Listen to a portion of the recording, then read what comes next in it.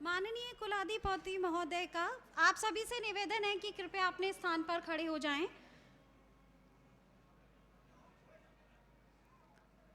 शोभा यात्रा मंच की ओर आगे बढ़ रही है।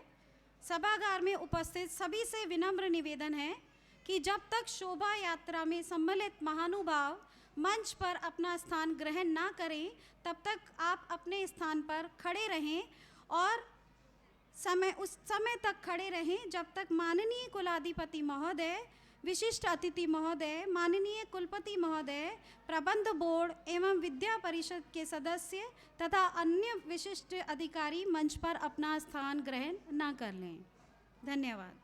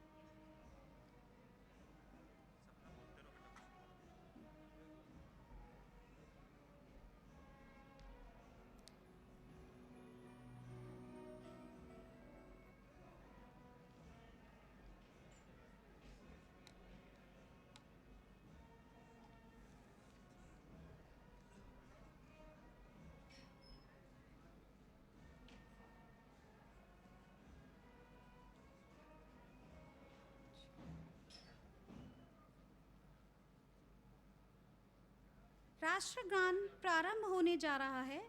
आप सभी से खड़े होने का आग्रह करती हूँ।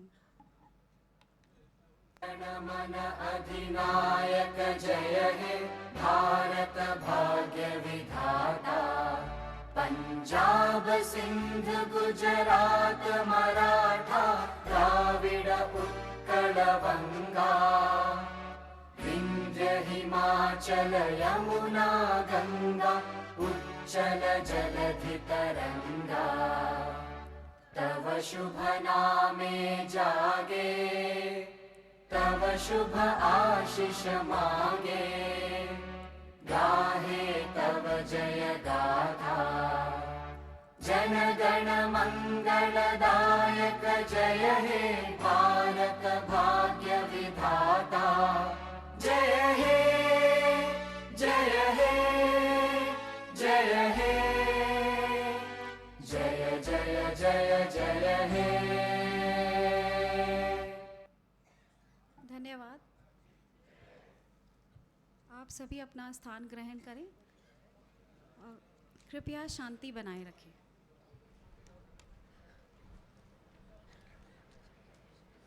माननीय कुलाधिपति महोदय, कुलपति महोदय एवं विशिष्ट अतिथिगण से मां सरस्वती की प्रतिमा पर माल्यार्पण एवं दीप प्रज्वलन हेतु अनुरोध करती हूँ।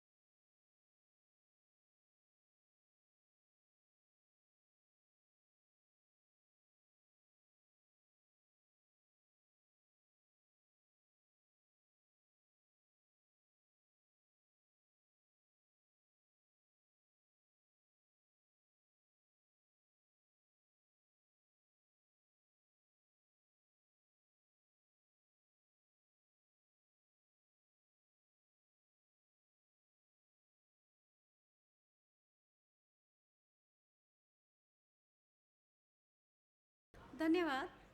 अब मैं सभागार में उपस्थित सभी महानुभावों से विश्वविद्यालय कुलगीत हेतु खड़े होने का आग्रह करती हूँ।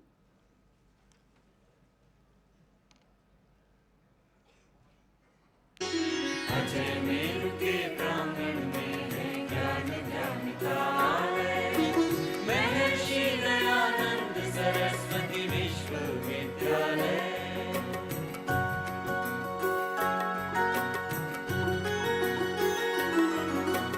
पुष्कर मीरा ख्वाजा की रंगत का पावन संगम है, वस्त्रोद्योग का धनी धनी का संगमरमर का उद्गम है, वाणी का आलोक प्रभामय प्रतिभामय मेधावी है, उत्तम शिक्षा उच्च ज्ञान और उन्नत शोध प्रभावी है। अजय मेरु के प्रांगण में है ज्ञान ध्यान का आलय।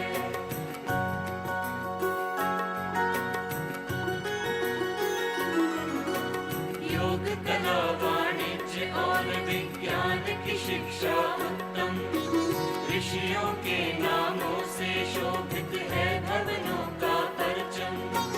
इस गरिमामय विद्याकुल का यशोगान हम गाएं, इसका गौरव इसकी महिमा नित नित नवल बढ़ाएं।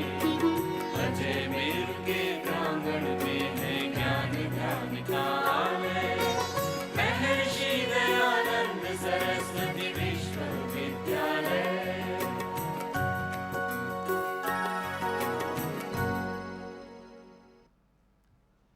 आप सभी को धन्यवाद।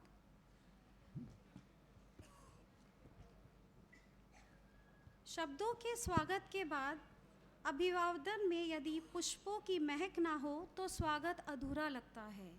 अतः वातावरण को सुगंधित बनाने के लिए मैं विश्वविद्यालय के कुलपति महोदय से निवेदन करती हूँ कि आप माननीय कुलाधिपति महोदय को पुष्पगुच्छ भेंट कर उनका अभिनंदन करें।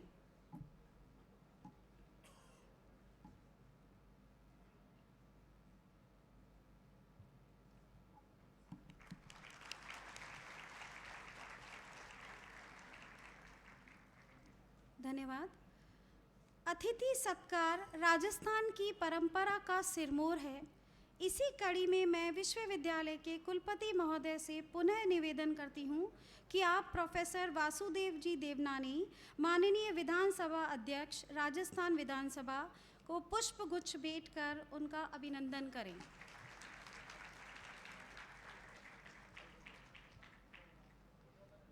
धन्यवाद। कार्यक्रम को गति प्रदान करते हुए मैं विश्वविद्यालय के कुलपति महोदय से निवेदन करती हूँ कि आप प्रोफेसर मंजू जी बागमार, माननीय राज्य मंत्री महिला एवं बाल विकास विभाग को पुष्पगुच्छ भेंट कर उनका स्वागत करें। धन्यवाद। अब मैं कुल सचिव महोदया से आग्रह करती हूँ कि आप माननीय कुलपति महोदय को पुष्पगुच्छ भेंट कर उनका स्वागत करें।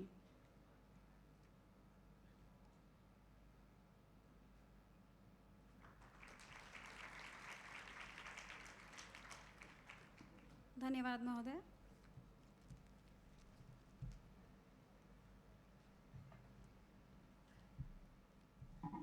मैं माननीय कुलपति महोदय से 12वें दीक्षांत समारोह के शुभारंभ हेतु माननीय कुलाधिपति महोदय से अनुमति प्राप्त करने का अनुरोध करती हूँ।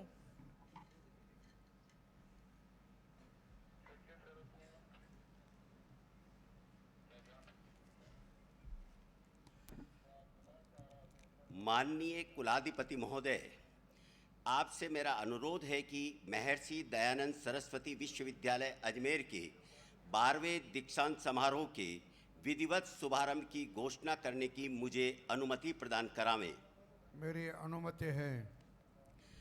माननीय कुलाधिपति महोदय की अनुमति से मैं प्रोफेसर कैलाश सोडानी, कुलपति महर्षि दयानंद सरस्वती विश्वविद्यालय अजमेर के 12वें दीक्षांत समारोह के शुभारंभ की विधिवत घोषणा करता हूं।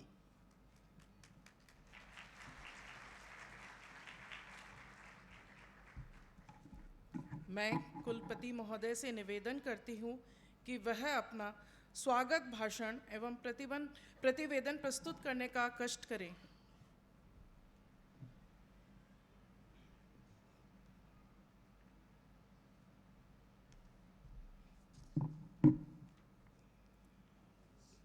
सम्राट पृथ्वीराज चौहान के शौर्य और पराक्रम की साक्षी परमपिता ब्रह्म की तपोभूमि पर स्थित महर्षि दयानंद सरस्वती विश्वविद्यालय अजमेर के 12वें दीक्षांत समारोह के अवसर पर मंच पर विराजमान तेजस्वी एवं यशस्वी माननीय राज्यपाल एवं कुलाधिपति श्रद्धेय हरिभाऊ किशन राव जी बागड़े, आदरणीय प्रोफेसर वासुदेव जी देवनानी, माननीय विधानसभा अध्यक्ष प्रोफेसर मंजू बागमार, माननीय मंत्री सार्वजनिक निर्माण विभाग, हमारे प्रबंध मंडल एवं विद्या परिषद के आदरणीय सदस्यगण, आमंत्रित गणमान्य प्रबुद्धजन, राष्ट्र निर्माता मेरे शिक्षक साथियों, मीडिया बंधुओं और मेरे प्यारे विद्यार्थियों। मान्यवर, किसी भी विश्वविद्यालय के लिए दीक्षांत समारोह एक अविस्मरणीय एवं गौरवशाली क्षण होता है। ग्रीन एवं क्लीन विश्वविद्यालय कैंपस में आयोजित 12वें दीक्षांत समारोह के इस ऐतिहासिक एवं भव्य आयोजन में उपस्थित सभी महानुभावों एवं मेरे विद्यार्थियों का मैं विश्वविद्यालय परिवार की ओर से हार्दिक स्वागत और अभिनंदन करता हूं।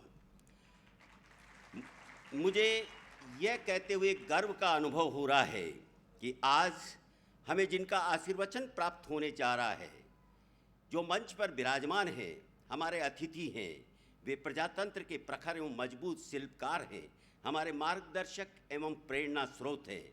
मैं आपसे निवेदन करूंगा कि एक बार मंच पर विराजमान माननीय राज्यपाल, विधानसभा अध्यक्ष एवं प्रोफेसर मंजू बागमार का करतल ध्वनि से स्वागत करेंगे।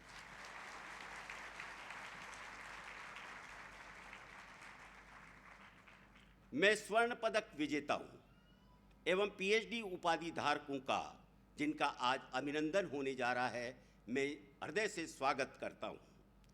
ईश्वर प्रदत्त जिम्मेदारी को बखूबी निभाने के लिए उनके माता पिता का भी मैं हार्दिक स्वागत करता हूं। ये राज्य की वो प्रतिभाएं हैं जो हमारे प्रधानमंत्री के विकसित भारत 2047 के स्वप्न को साकार करेगी और राज्य में विकास की गंगा की भागीरथ होंगे। महर्षि दयानंद सरस्वती विश्वविद्यालय अजमेर ने 38 वर्षों की अनवरत यात्रा में प्रदेश की शिक्षा को सर्वजन सुलभ बनाने में अग्रणी भूमिका निभाई है। विश्वविद्यालय की शैक्षिक व सांस्कृतिक विरासत पर हम सभी को गर्व है। आज हम 6 जिलों के लगभग 464 एफिलिएटेड कॉलेजेस और 24 डिपार्टमेंट्स के माध्यम से शिक्षा प्रदान करने हेतु विश्वविद्यालय कृत संकल्प है। हमें अपने विश्वविद्यालय को समाज की आवश्यकता के अनुरूप खड़ा करना होगा।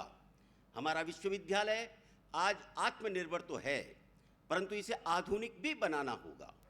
विश्वविद्यालय का कुल प्रमुख होने के नाते मैं विश्वविद्यालय के विजन और मिशन के अनुरूप उन समस्त कार्यों को प्राथमिकता से करने का प्रयास कर रहा हूं जो इस विश्वविद्यालय की प्रगति के लिए आवश्यक है। विश्वविद्यालय के समक्ष अनेक चुनौतियां हैं, उनमें महत्वपूर्ण है शिक्षकों और कार्मिकों की जबरदस्त कमी। मुझे विश्वास है माननीय कुलाधिपति जी, माननीय विधानसभा अध्यक्ष और मंत्री महोदया के नेतृत्व में उक्त समस्या का यथाशीघ्र समाधान होगा। मित्रों, यह विश्वविद्यालय एक भव्य और जीवंत रंगमंच है, जहां शिक्षक और विद्यार्थी दोनों को अपनी बहुमुखी प्रतिभा को प्रस्फुटित करने का पूरा अवसर मिलता है। अजमेर अंचल के लिए यह विश्वविद्यालय एक अमूल्य तोहफा है, जो सदियों से व्याप्त अंधकार को मिटाने एवं ज्ञान की गंगा को इस क्षेत्र में आलोकित कर रहा है। मित्रों, ज्ञान में धन पैदा करने की अद्भुत क्षमता होती है। वैश्विक प्रतिस्पर्धा में केवल और केवल शिक्षा के बल पर ही हम यथोचित स्थान प्राप्त कर पाएंगे। 21वीं शताब्दी जो शोध एवं डिजिटल आधारित है, हमारी शिक्षण संस्थाओं, प्रयोगशालाओं एवं पुस्तकालयों में होने वाले अनुसंधान से ही देश व दुनिया को नई दिशा मिलेगी। आज की डिजिटल दुनिया में विजेता बनने के लिए रिसर्च ओरिएंटेड होते हुए 24 आवर्स प्रयोगशालाओं में काम करना होगा, अन्यथा वैश्विक प्रतिस्पर्धा हमें घर भेज देगी। 20वीं सदी में फोटोग्राफी में एक छत्र राज करने वाली कंपनी थी कोडक। वर्ष 1968 तक वर्ल्ड मार्केट में जिसकी 80% हिस्सेदारी थी, 2012 आते आते कंपनी दिवालिया हो जाती है। वजह थी कंपनी फिल्म कैमरे से डिजिटल कैमरे की ओर छलांग नहीं लगा पाई। 1998 से 2012 तक मोबाइल की दुनिया में नंबर 1 कंपनी नोकिया शोध के अभाव में, रिसर्च के अभाव में आज बाजार से पूरी तरह आउट हो चुकी है। साथ ही हमें मल्टीनेशनल डिजिटल सामंतों को भी यथाशीघ्र परास्त करना होगा, अन्यथा एक दिन ये हमारी आज़ादी तक छीन लेंगी। इसलिए मेरे शिक्षक साथियों और होनहार विद्यार्थियों से मैं निवेदन करूंगा कि फेसबुक, ट्विटर, गूगल और व्हाट्सएप आदि का विकल्प तत्काल तैयार करें। मान्यवर, वक्त बदल गया है, सोच बदल गई है, लोग बदल गए हैं, तो स्वाभाविक रूप से परिवर्तित परिस्थितियों के अनुरूप आर्थिक दुनिया में श्रेष्ठ पायदान पर पहुंचने के लिए काम तो हम सबको करना ही पड़ेगा। इसका कोई शॉर्टकट नहीं है। आत्मनिर्भर और आधुनिक भारत के निर्माण के लिए हमें देश में वर्क कल्चर डेवलप करने की आवश्यकता है। बातों से देश नहीं चलता है मित्रों, अनुशासित होना पड़ेगा। डॉक्टर अंबेडकर ने ठीक ही कहा है कि सोए हुए हाथी से जागती हुई चींटी ज़्यादा ताकतवर होती है। इस संबंध में मेरा कहना है कि 15 अगस्त, 26 जनवरी और 2 अक्टूबर को राष्ट्रीय अवकाश के बजाय 12 घंटे काम करने वाले ऐतिहासिक दिन घोषित करने चाहिए। तभी जाकर हम फ्रीडम फाइटर्स को अच्छी और सच्ची श्रद्धांजलि दे पाएंगे। पिकनिक मना करके श्रद्धांजलि नहीं दी जाती जैसा चल रहा है। आज़ादी के दीवानों ने अंग्रेजों के खिलाफ अपनी लड़ाई ने तो साय 5 बजते ही बंद की और न ही शनिवार और रविवार को अवकाश रखा।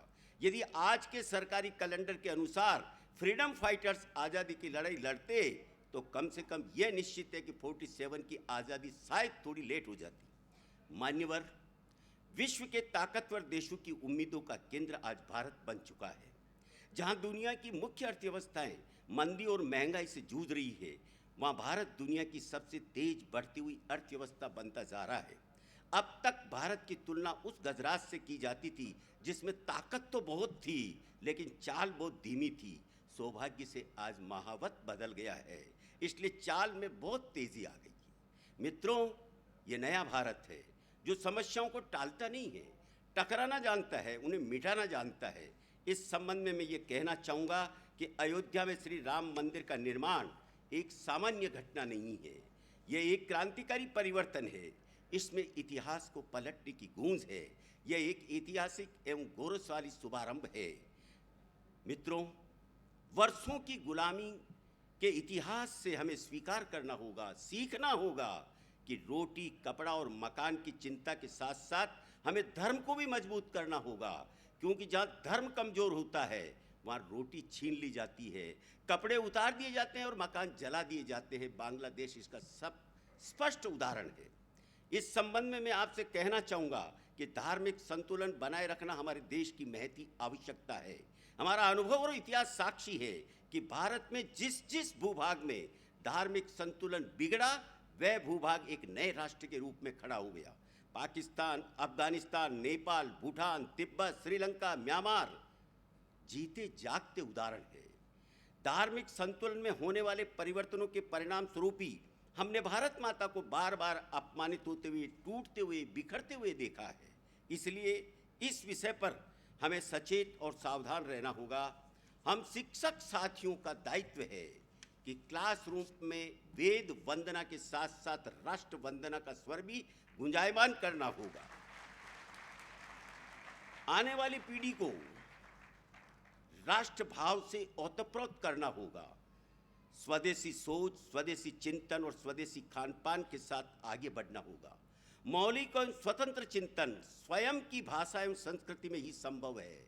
इन्हीं मल्टीनेशनल कंपनीज ने चाय मुक्त भारत को आज चाय युक्त भारत बना दिया है। इसलिए चिंता का विषय यह है दोस्तों मेरे लिए कि कहीं दाल रोटी के स्थान पर पिज्जा और बर्गर हमारी मुख्य भोजन नहीं बन जाए। दोस्तों, संस्कारों की कमी से कुछ कटु सत्य आपके सामने रखना चाहूंगा। जिस देश में पब्लिक शौचालय का लोटा भी जंजीर से बांधना पड़ता है और करोड़ों का लेन देन करने वाली बैंक में ₹2 के पेन को भी धागे से बांधना पड़ता है। पहले मैं माँ बाप के साथ रहता था और आजकल माँ बाप मेरे साथ रहते हैं। आजकल पिता का घर पुत्र का होता है, परंतु दोस्तों पुत्र का घर पिता का होना समाप्त हो गया है। इस सोच को बदलना पड़ेगा। हमारी संस्कृति एवं गौरवशाली पुरातन के अनुरूप नई पीढ़ी को तैयार करना होगा और ये उत्तरदायित्व मेरे शिक्षक साथियों का है। माता पिता के पश्चात शिक्षक ही हमारे व्यक्तित्व निर्माण का मुख्य शिल्पकार होता है। शिक्षा ही प्रगति और परिवर्तन का नेशनल हाईवे है।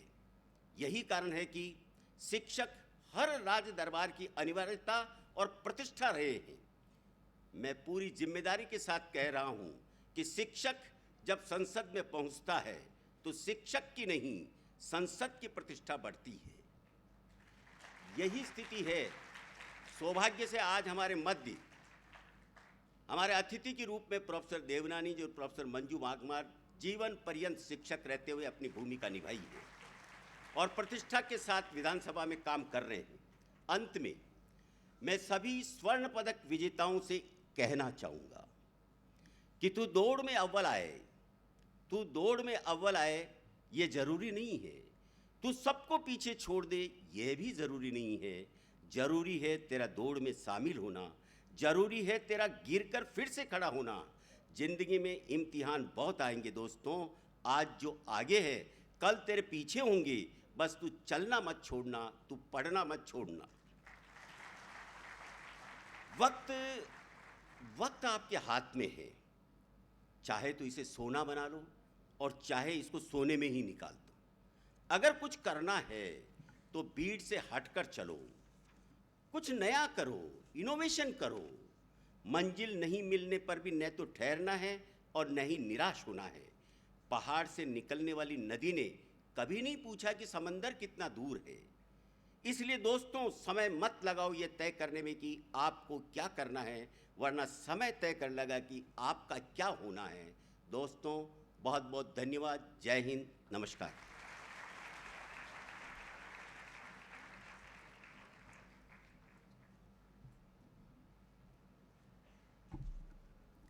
धन्यवाद कुलपति महोदय। प्रोफेसर मंजू जी बागमार, माननीय महिला एवं बाल विकास राज्य मंत्री, राजस्थान सरकार से निवेदन है कि दीक्षांत समारोह के अवसर पर अपना संबोधन प्रदान करावें।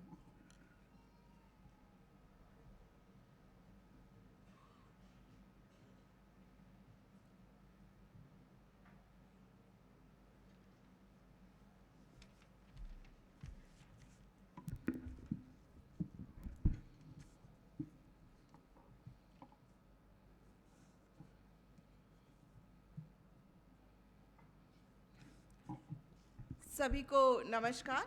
मैं श्री दयानंद सरस्वती विश्वविद्यालय अजमेर के 12वें दीक्षांत समारोह में मंच पर विराजमान माननीय महामहिम राज्यपाल महोदय श्री हरिभाऊ बांगड़े जी, माननीय विधानसभा अध्यक्ष श्री वासुदेव जी देवनानी, कुलपति महोदय श्री कैलाश जी सोडानी साहब और कुल सचिव, हमारे सभी प्राध्यापकगण, सम्मानित मंच और मंच के सामने उपस्थित मेरे जो गुरु भी रहे हैं आदरणीय बीपी सारस्वत साहब, और यहाँ पर उपस्थित सभी मीडिया के साथियों, मेरे प्रिय विद्यार्थीगण, आप सभी को मेरा सादर प्रणाम।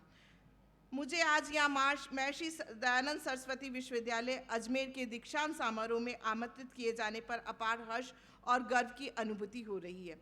सबसे पहले मैं महामहिम राज्यपाल महोदय का हार्दिक स्वागत करती हूँ, जो सदैव शिक्षा और संस्कृति के विकास के लिए समर्पित रहे हैं। महर्षि दयानंद सरस्वती विश्वविद्यालय अपने नाम के अनुरूप ज्ञान, सत्य शोध और प्रगतिशील सोच का प्रतीक रहा है। इस संस्थान ने न केवल शैक्षणिक गुणवत्ता को सुदृढ़ किया है, अपितु नैतिक और सांस्कृतिक मूल्यों को भी दृढ़ता से थामे रखा है। इसमें अनेक क्षेत्रों में उल्लेखनीय उपलब्धियां हासिल की है, चाहे वे शोध कार्य हो, नवाचार हो या सामाजिक उत्थान में योगदान हो। अपने शिक्षण और अनुसंधान के माध्यम से इस विश्वविद्यालय राजस्थान में उस शिक्षा में एक नए अध्याय की नींव रखी है। यदि हम पूरे राजस्थान की बात करें तो हाल ही के वर्षों में उच्च शिक्षा के क्षेत्र में अभूतपूर्व प्रगति देखने को मिली है। सरकारी और निजी संस्थाओं की बढ़ती संख्या, नए नए कॉलेजों की एवं विश्वविद्यालयों की स्थापना और छात्राओं के सकल नामांकन अनुपात में महत्वपूर्ण वृद्धि हुई है। ये इस बात का प्रमाण है कि राजस्थान ज्ञान की दिशा में निरंतर आगे बढ़ रहा है। विशेष रूप से छात्राओं की संख्या में बढ़ोतरी हुई है। समाज में तेजी से आ रहे सकारात्मक परिवर्तन और लैंगिक समानता की ओर एक महत्वपूर्ण कदम है।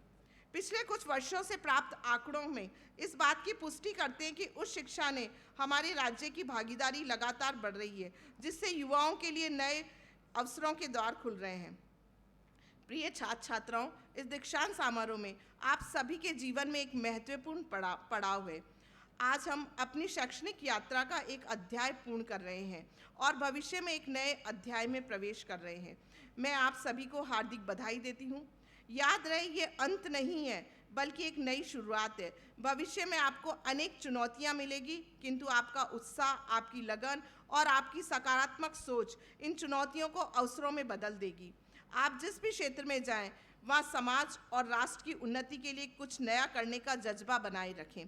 नवाचार, उद्यमिता और शोध कार्यों में अपनी रुचि को विकसित करें, ताकि आप न केवल अपने भविष्य को संवारें, अपितु देश की प्रगति में महत्वपूर्ण भूमिका निभाएं। मैं अपने जीवन के अनुभवों से यही कहना चाहूँगी कि सीखने की ललक कभी कम नहीं होनी चाहिए। एक छात्र के रूप में तो हम प्रतिदिन कुछ नया सीखते ही हैं, लेकिन जीवन भर सीखते रहने से ही हमारी प्रतिभा और हमारे व्यक्तित्व को निरंतर विकास होता है। अपने चारों ओर की समस्याओं का समाधान ढूंढना, लोगों की सहायता करना और समाज हित के लिए काम करना ही सच्ची शिक्षा का संकेत है। एक आदर्श नागरिक बनने के लिए हमें अनुशासन, विनम्रता और नैतिक मूल्यों को सदैव साथ रखना चाहिए। अंत में राजस्थान सरकार, विश्वविद्यालय प्रशासन और शिक्षण समुदाय को मैं धन्यवाद देती हूँ, जिनके निरंतर प्रयासों के फलस्वरूप उस शिक्षा में नई दिशा और ऊर्जा मिल रही है। मुझे पूर्ण विश्वास है कि महर्षि दयानंद सरस्वती विश्वविद्यालय आने वाले समय में और भी ऊंचाइयों को छुएगा और राष्ट्रीय व अंतर्राष्ट्रीय स्तर पर अपनी छाप छोड़ेगा। मैं आप सभी को मेरी ओर से उज्जवल भविष्य की शुभकामनाएं करती हूँ। आशा है आप सभी ज्ञान की ज्योति को जन जन तक पहुँचा तक राजस्थान और देश का गौरव बढ़ाएंगे।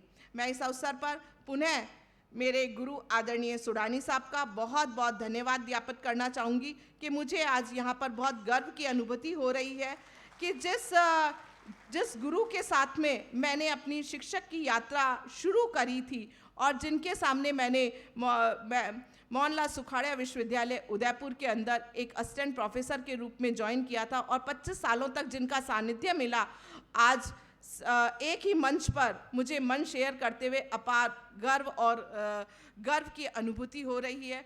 मैं सर का बहुत बहुत धन्यवाद और आभार व्यक्त करती हूँ।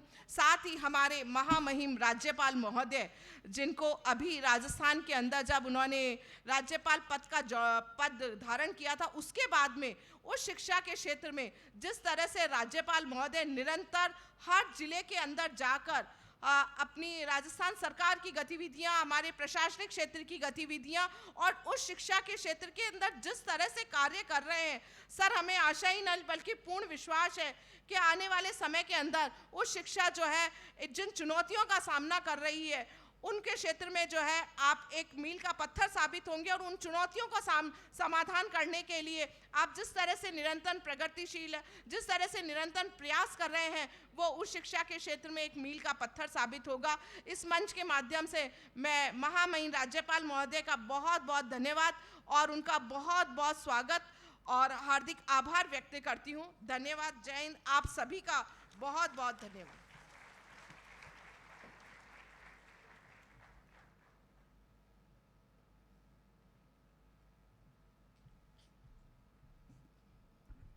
बहुत बहुत आभार प्रोफेसर मंजू जी बागमार, माननीय मंत्री महोदया।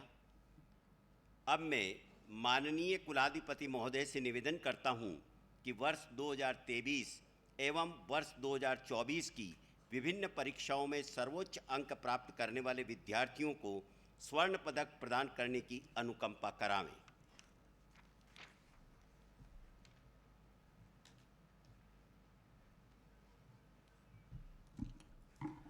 वर्ष 2023 विज्ञान संकाय इशिता कुमावत MSc वनस्पति शास्त्र।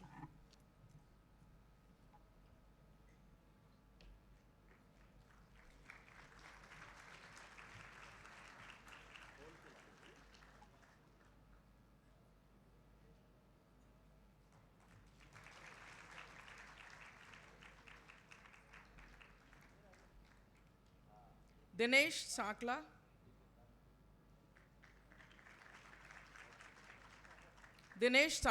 MSc रसायन शास्त्र।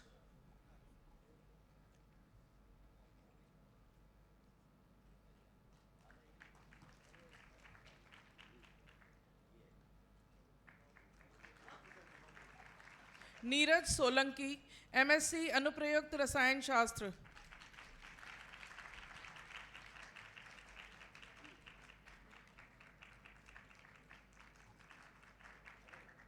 रवीना हरवानी MSc गणित।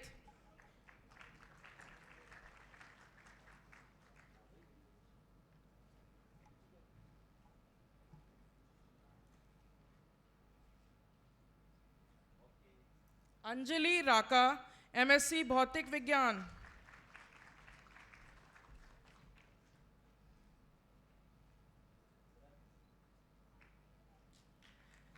वंशिका जैन MSc प्राणी शास्त्र।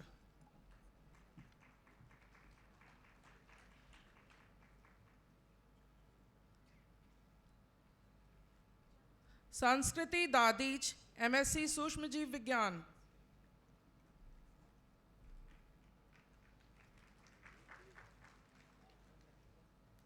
रिया चक्रवर्ती MSc जीव प्रौद्योगिकी।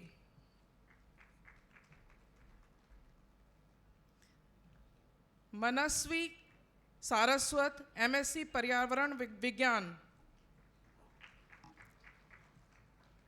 प्रगति खंडेलवाल MSc खाद्य एवं पोषण।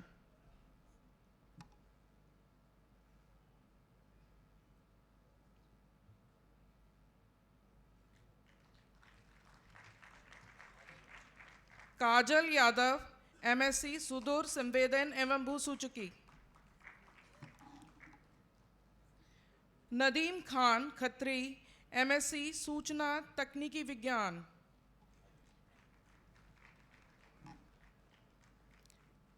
श्रद्धा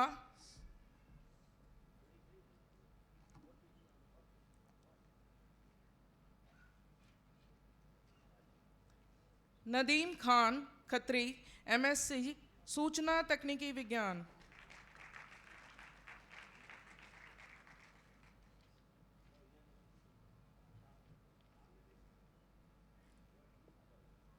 श्रद्धा सोमपुरा MSc कंप्यूटर विज्ञान।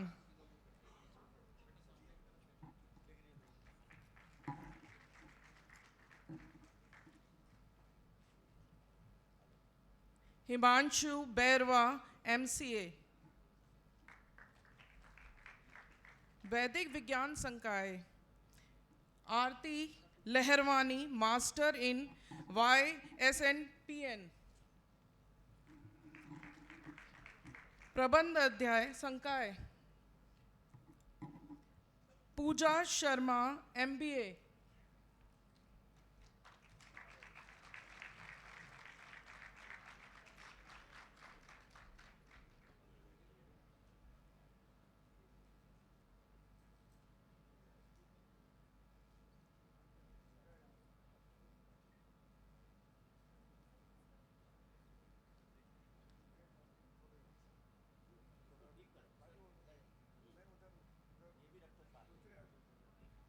पूजा शर्मा MBA।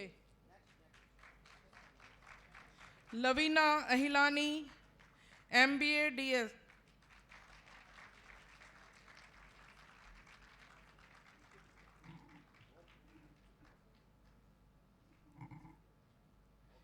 पत्रकारिता एवं जनसंचार संकाय अक्षिता तिवारी MA GMC।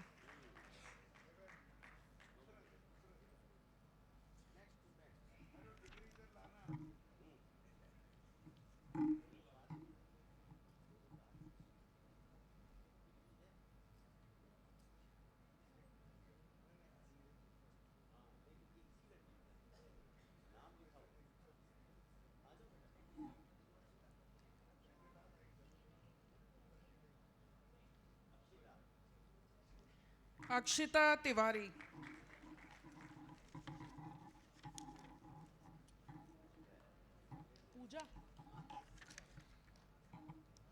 पूजा शर्मा MBA,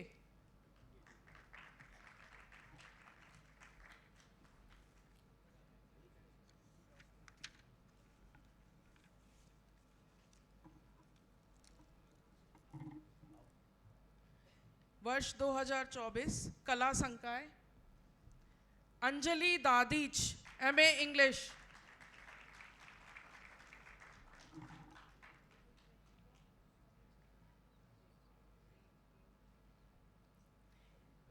एकता व्यास MA हिंदी,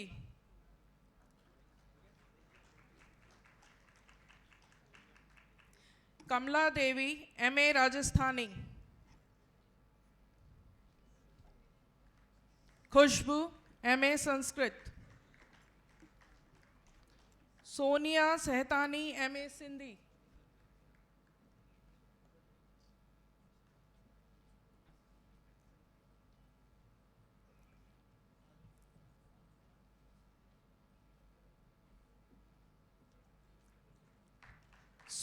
सोमैया अफरानी MA उर्दू,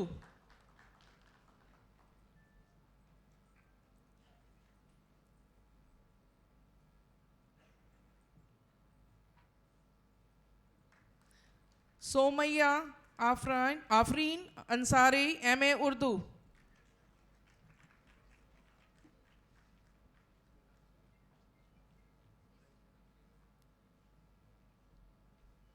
चिरंजीव सेन MA दर्शन शास्त्र,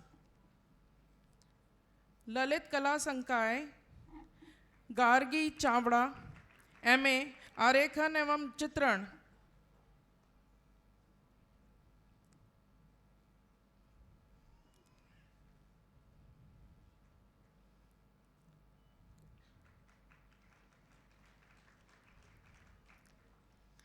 अलंकार गोस्वामी MA भारतीय संगीत,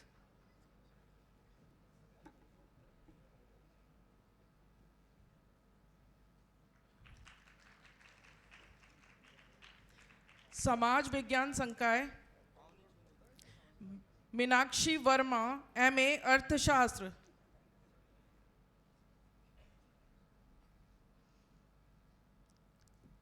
प्रजापति मयूरी MA भूगोल,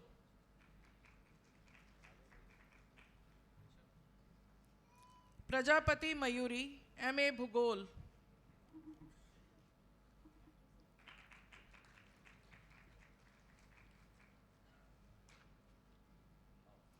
चांदनी अग्रवाल MA इतिहास,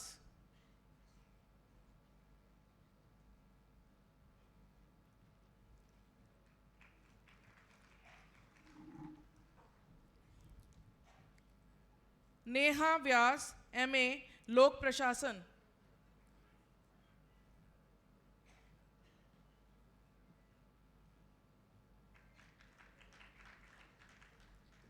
रियाजुद्दीन MA राजनीति विज्ञान,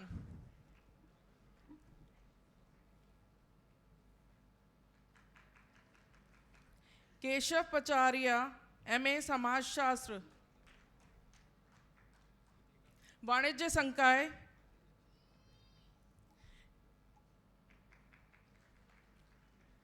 यशस्वी विजय वर्गीय MCOM व्यावसायिक प्रशासन,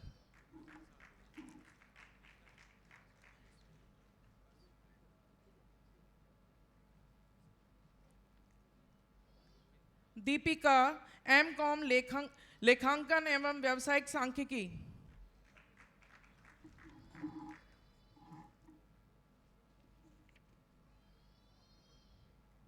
दिव्या चेलानी MCOM लेखांकन एवं व्यावसायिक सांख्यिकी, ममता टहलियानी MCOM आर्थिक प्रशासन एवं वित्त प्रबंधन, शिक्षा संकाय विक्रम सिंह MEd,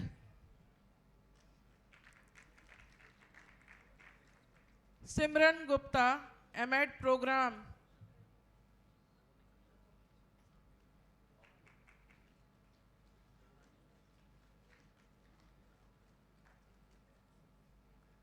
सिमरन गुप्ता, एमएड प्रोग्राम।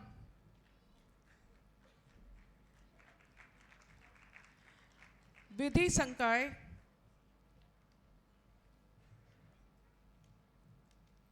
साक्षी जैन, एलएलएम।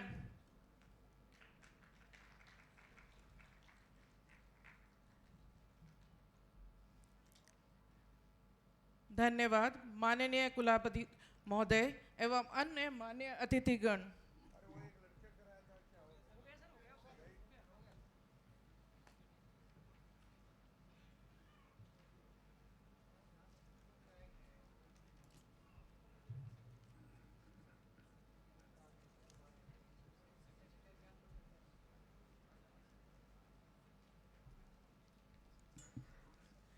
प्रोफेसर वासुदेव देवनानी जी, माननीय विधानसभा अध्यक्ष से निवेदन है कि दीक्षांत समारोह के अवसर पर अपना दीक्षांत भाषण प्रदान करावें।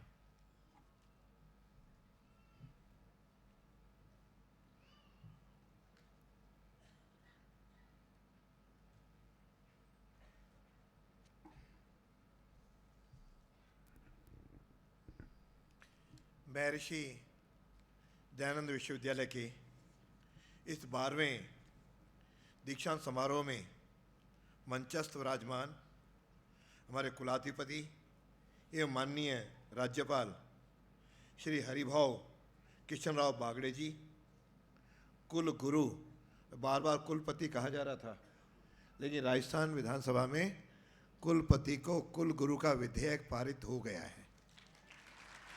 इसलिए मैं कहते पहला संबोधन, आगे कुल गुरु की तो आगे चर्चा करेंगे, लेकिन अपने कुल गुरु एमडीएस यूनिवर्सिटी माननीय सोडानी जी,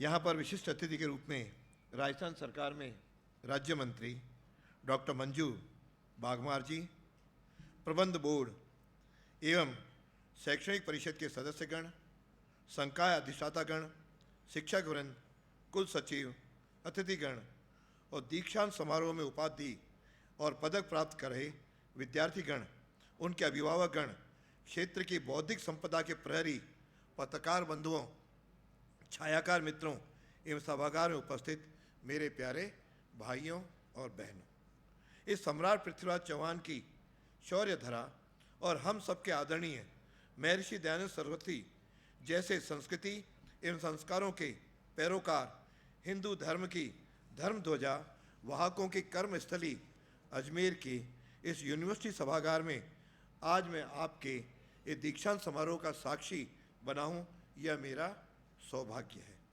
आज का दिन सिर्फ सफलताओं का उत्सव मनाने का नहीं, बल्कि अपने माता पिता, परिवार, समाज और राष्ट्र के प्रति अपने दायित्वों का स्मरण करने का दिन है।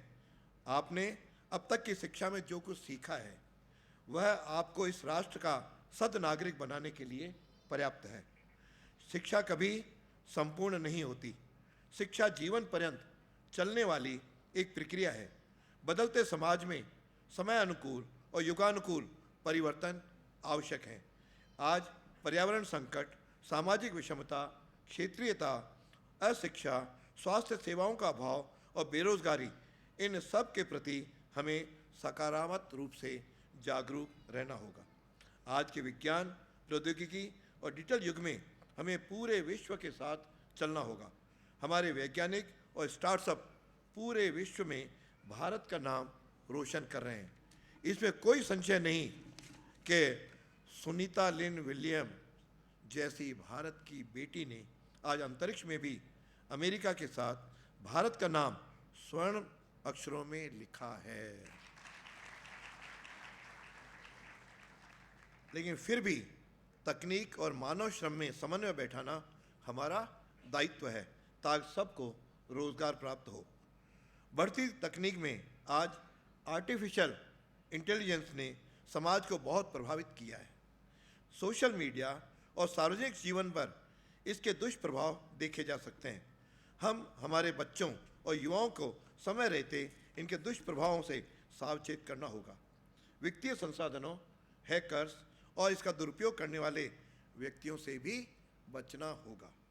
हमारे धर्म में ब्रह्मचर्य, गृहस्थ, वानप्रस्थ और संन्यास आश्रम के अनुसार हमें हमारा जीवन जीना है तथा धर्म, अर्थ, काम, मोक्ष के 4 पुरुषार्थों की प्राप्ति के लिए प्रयासरत रहना है।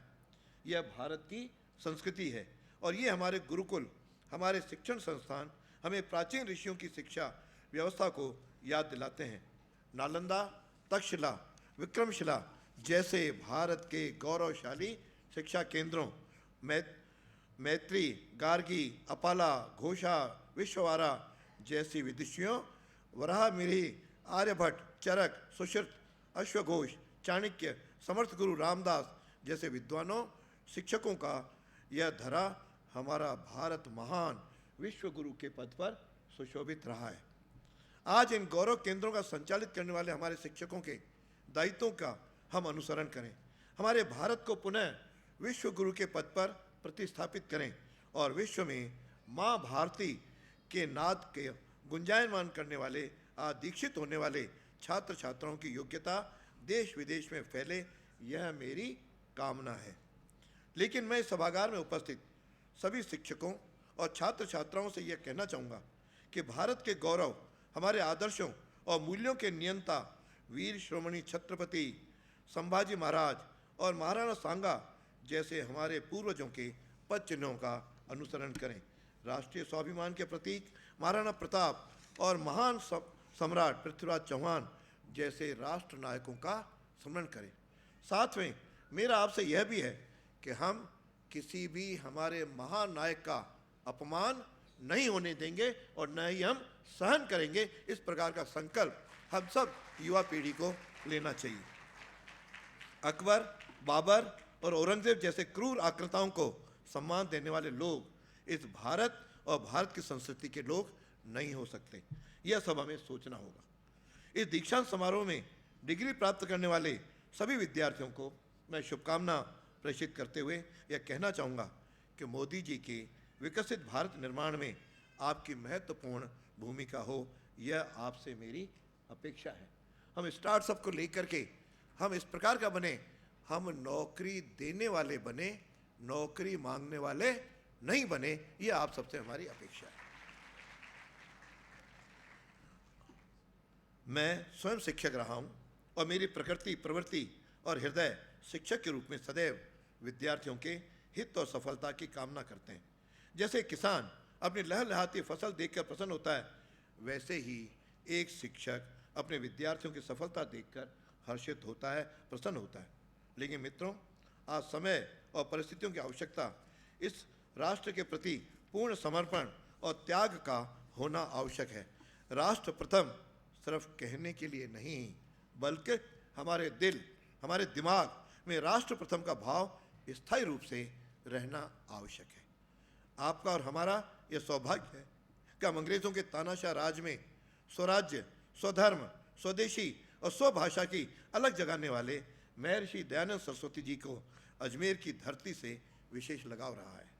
अतः मैं उस महान समाज सुधारक का स्मरण करते हुए इस पावन धरा पर शिक्षा प्राप्त करने वाले सभी बंधुओं से आग्रह करता हूँ कि समाज की विकृतियों का खात्मा हमें ही करना है।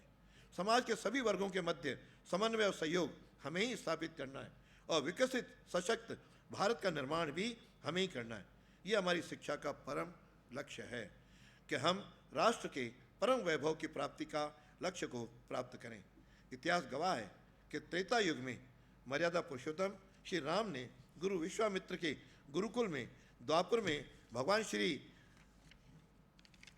कृष्ण ने आचार्य संदीपनी के गुरुकुल में, पांडवों ने आचार्य द्रोण के गुरुकुल में, चंद्रगुप्त ने आचार्य चाणक्य के सानिध्य में तथा छत्रपति शिवाजी ने समर्थ गुरु रामदास के सानिध्य में शिक्षा प्राप्त कर इस राष्ट्र और समाज को दिशा दी है। शिक्षा के क्षेत्र में भारत के प्राचीन गौरव को प्राप्त करने के लिए हम आज प्रयासरत हैं। इसी क्रम में हमारे गौरवशाली राजस्थान की वर्तमान सरकार ने राजस्थान के विश्वविद्यालयों के माननीय कुलपति महोदय को अब कुल गुरु के नाम से जाना जाएगा। यह उनके सम्मान में एक बहुत बड़ा क्रांतिकारी परिवर्तन होगा। लोग कहते हैं नाम से क्या होता है? जब उनको कुल गुरु कहा जाएगा, उनका भी दायित्व बदलेगा और जब गुरु सामने होगा तो छात्रों की भी सोच में अलग प्रकार का परिवर्तन आएगा तो इसलिए शब्दों में बहुत बड़ा भाव रहता है। आइए हम उस भाव को गहराई से समझें, उसका अनुसरण करें और अपने जीवन में भी लाने का प्रयत्न करें। यह राष्ट्र और समाज के प्रति यही आग्रह है और भाव आपका भी होना चाहिए। आज शिक्षा की सार्थकता और सदुपयोग हम सभी की साझी जिम्मेदारी है। नई शिक्षा नीति 2020 शिक्षा की सार्थकता और सदुपयोग के लिए महत्वपूर्ण होगी, ऐसा मेरा मानना है, क्योंकि अंतर अनुशासनात्मक बहुविषयक और होना आवश्यक है।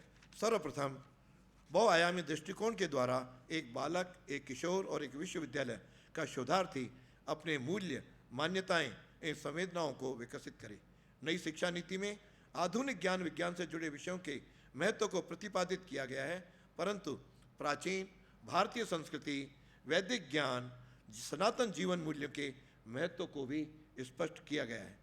जिस प्रकार से महर्षि दयानंद ने भारतीयता को पहचानने, वेदों को पुनर्जीवित करने, उन्हें अनुसंधान आधारित तर्कों से सिद्ध करने में अपना योगदान प्रदान किया है, वैसा ही हम भी सुनिश्चित करें। यहाँ बैठी समस्त युवा शक्ति से यह आशा रखता हूँ कि भारतीयता के वास्तविक स्वरूप को भूलकर जिन विकृतियों से ग्रस्त हो गए उन्हें दूर करने का प्रयास करें। इसके अतिरिक्त हमें शिक्षा को उस पाश्चात्य नैरेटिव से भी बचाना होगा जिनको स्टैंडर्ड या मानक मानकर हम वर्तमान में आगे बढ़ने का कोशिश कर रहे हैं। आज इस दीक्षांत समारोह में मैं पूरे विश्वविद्यालय परिवार को बधाई देता हूँ। विद्यार्थियों के लिए ईश्वर से प्रार्थना भी करता हूँ कि उनमें सद्बुद्धि बनाए रखें, शक्ति और सामर्थ्य दें और जीवन में आगे बढ़ने के लिए जोश और उत्साह प्रदान करें। हमें अनगिनत सफलताएं दें, जिससे वर्तमान प्रधानमंत्री का जो स्वप्न है कि 2047 में एक विकसित भारत बन करके हम विश्व गुरु के स्थान पर पहुँचाएँ। आइए आज डिग्री प्रदान करने वाले, स्वर्ण पदक लेने वाले और हम सब विद्यार्थी यहाँ बैठे हुए मिल करके ये संकल्प लेकर के जाएं कि हम उनके सपनों को साकार करने में सहभागी बनेंगे और इस देश को सर्वोच्च शिखर पे पहुंचाएंगे। आज हमारे यहाँ के विद्यार्थियों में इतनी बुद्धि है, इतने वो कुशाग्र हैं कि विश्व का मार्गदर्शन करते हैं। आइए हम भी विश्व का मार्गदर्शन करें। समय की आवश्यकता है कि हम आगे आएँ, बढ़ें और छोटी छोटी बातों से ऊपर उठ करके अपनी जो कुछ सीखा है उसको अपनी पूरी क्षमता के अनुसार राष्ट्र और समाज को अर्पित करें। यही निवेदन करता हुआ आज मुझे अवसर दिया, इसके लिए अपने कुलगुरु का और यहाँ के सारे प्रतिष्ठित जो भी यहाँ के दायित्ववान कुलगुरु हैं, कुलगुरु के साथ उनकी टीम है, उन सबको भी धन्यवाद देता हूँ। बहुत बहुत धन्यवाद। जय हिंद, जय भारत।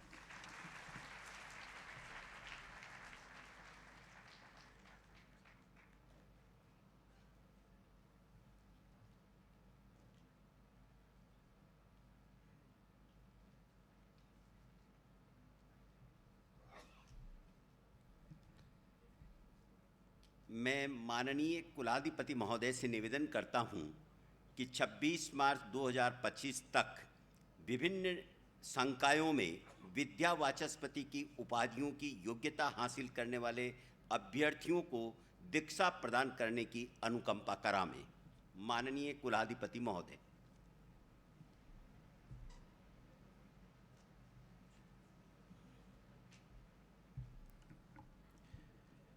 माननीय कुलाधिपति महोदय, मैं प्रोफेसर अनिल दाधीच, अधिष्ठाता कला संकाय, आपके सम्मुख यहाँ उपस्थित एवं अनुपस्थित अभ्यर्थियों की सूची प्रस्तुत करता हूँ जो 26 मार्च 2025 तक कला संकाय में विद्या वाचस्पति की उपाधि के योग्य प्रमाणित हुए हैं।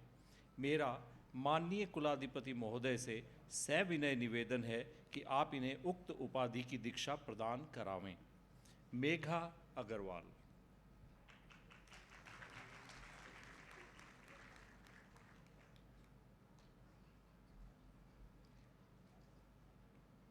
सत्यनारायण कुमावत।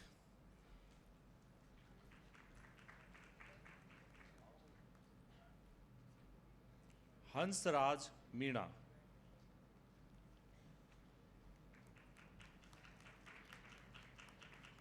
रघुनाथ मीणा।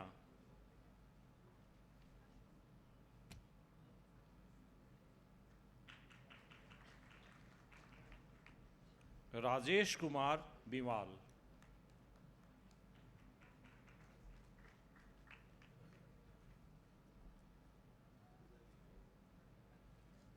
पिंकी खटनाल,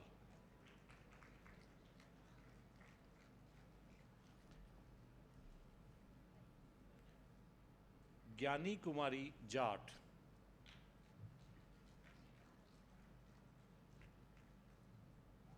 अनीता मीणा और सरिता चावरिया।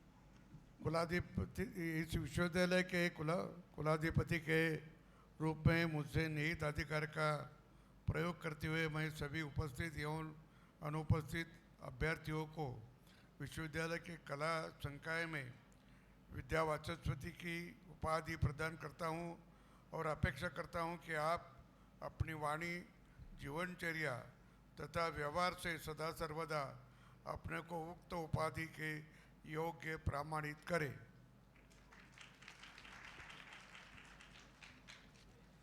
माननीय कुलाधिपति महोदय, मैं प्रोफेसर शिवदयाल सिंह, अधिष्ठाता समाज विज्ञान संकाय, आपके सम्मुख यहाँ उपस्थित एवं अनुपस्थित अभ्यर्थियों की सूची प्रस्तुत करता हूँ जो 26 मार्च 2025 तक समाज विज्ञान संकाय में विद्या वाचस्पति की उपाधि के योग्य प्रमाणित हुए हैं।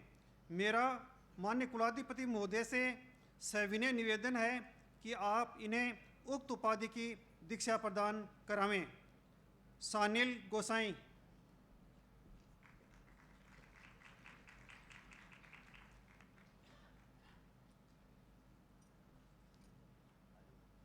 मंजू सामरिया,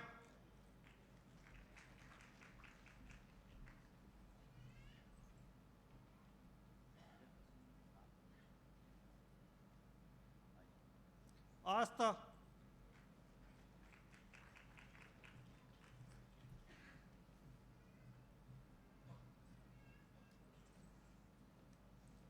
मुकेश कुमार,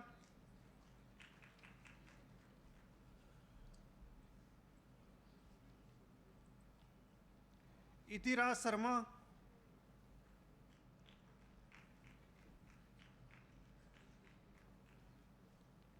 पिंकी रानी,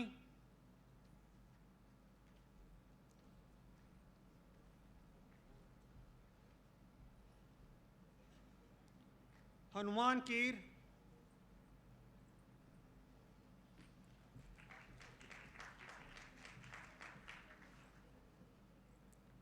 सोनाली गोयल,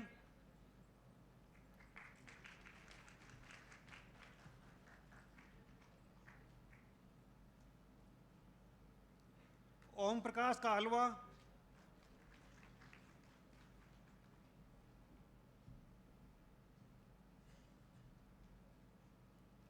सीमा आर्या,